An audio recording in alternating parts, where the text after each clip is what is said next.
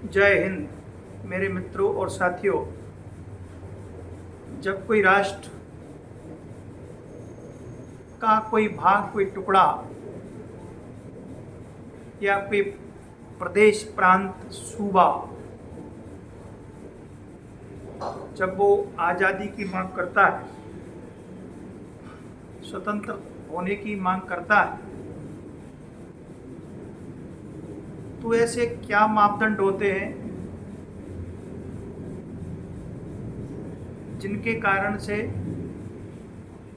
वो एक आज़ाद मुल्क बन सकता है, एक स्वतंत्र राष्ट्र बन सकता है। मैं बात कर रहा हूँ आज के परिप्रेक्ष्य में, आज के वर्तमान समय में भारत से लगा हुआ पाकिस्तान का एक प्रांत है बलूचिस्तान। वैसे तो पाकिस्तान का हर प्रांत, चाहे वो बलूचिस्तान हो,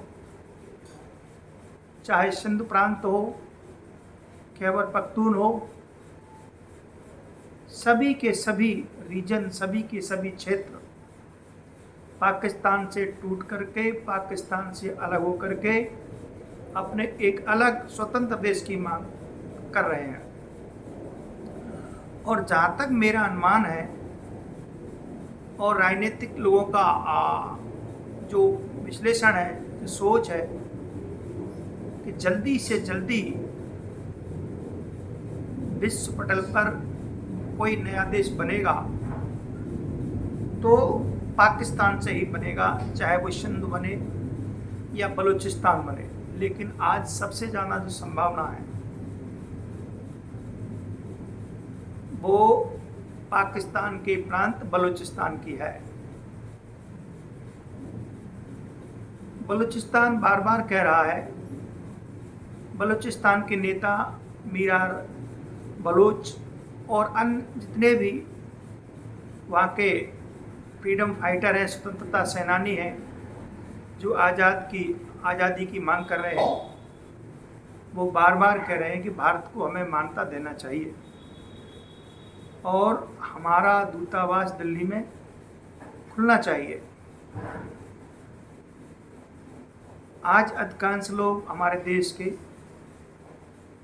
ये कहते आपको मिल जाएंगे, सुनते मिल जाएंगे कि भारत को अतिशीघ्र, जल्दी से जल्दी बलूचिस्तान प्रांत को, बलूचिस्तान क्षेत्र को, वहाँ की जनता को आज़ाद कराने में पूरा सहयोग समर्थन करना चाहिए और बलूचिस्तान को एक स्वतंत्र राष्ट्र घोषित कर देना चाहिए और उसको मान्यता दे देना चाहिए।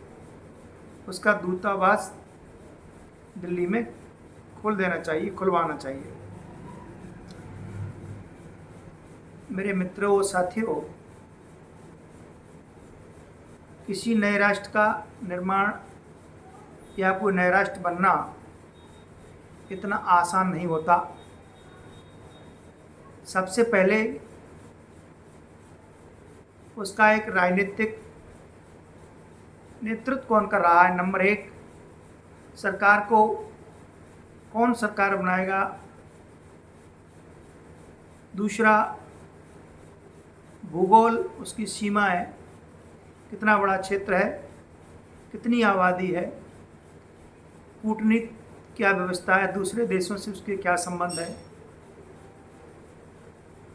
और संयुक्त राष्ट्र संघ में नए देश के लिए आवेदन दिया जाता है और उसमें जो अस्थायी सदस्य हैं, लगभग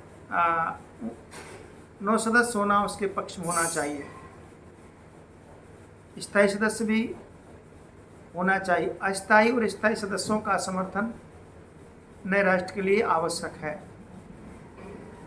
यदि संयुक्त राष्ट्र संघ, यूएन, किसी देश को मान्यता नहीं देता है तो दूसरा विकल्प कि कोई बड़ा राष्ट्र जैसे अमेरिका है, भारत है, ब्रिटेन है, जापान है, रूस है, फ्रांस है, ये देश यदि किसी देश को मान्यता देते हैं तो यदि 5 से 7 देश, विकसित देश यदि किसी राष्ट्र को मान्यता देते हैं, क्षेत्र को मान्यता देते हैं, तो संयुक्त राष्ट्र संघ भी उस पर विचार करने लगता है।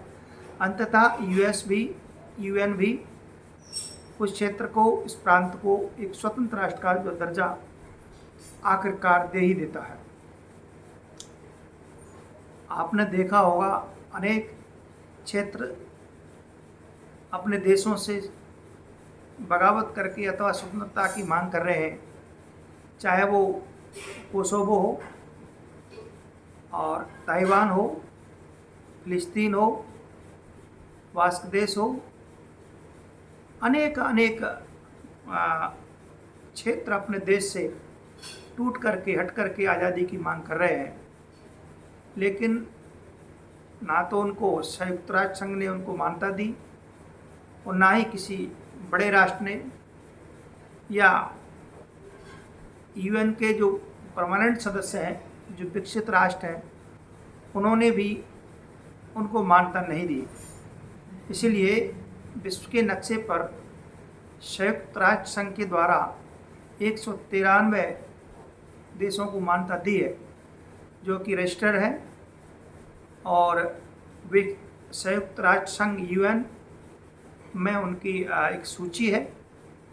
और अनेक क्षेत्र आज अपने अस्तित्व की लड़ाई लड़ रहे हैं, अपने आज़ादी की मांग लड़ रहे हैं। अभी कुछ वर्ष पहले दक्षिणी सूडान को मान्यता मिली, उसी के एक क्षेत्र ने उसको मान्यता दी जो पहला सूडान था। तो नए सूडान को पुराने सूडान ने मान्यता दी और उसको संयुक्त राष्ट्र संघ यूएन ने मान्यता दी। विश्व पटल पर सूडान, दक्षिणी सूडान एक देश उभर के आया। तो किस भारत को बलूचिस्तान को मान्यता देने में कोई दिक्कत नहीं है, लेकिन विश्व पटल पर उसको समर्थन मिलना चाहिए। अमेरिका द्वारा, रूस द्वारा, फ्रांस, जापान के द्वारा यदि कोई एक देश जैसे मान्यता दे ही दे, तो उससे वह देश एक संप्रभु राष्ट्र नहीं बन सकता।